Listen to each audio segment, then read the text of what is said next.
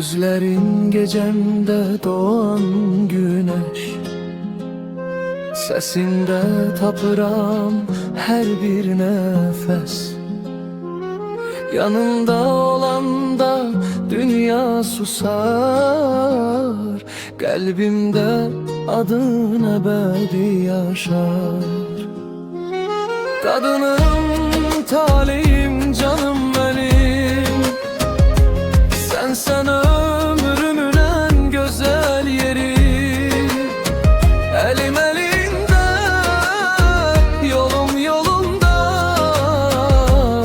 Kadınım, sen varsan ben varam bu dünyada.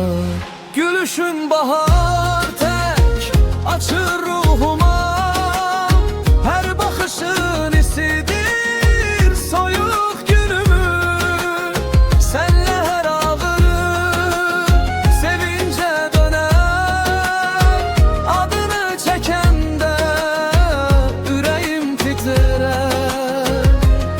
Kadınım, talihim, canım benim, sen ömrümün en güzel yeri. Elim elimde, yolum yolumda.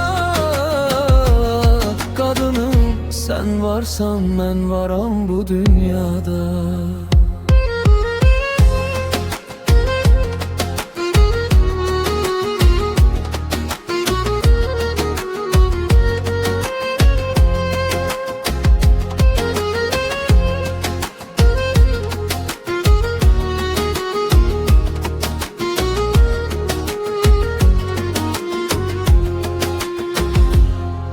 Zaman geçsin, iller aksın, sevgimiz daim alovlansın. Bu yürek yalnız sana ait, axı sen benim ömrüme bir meleksen.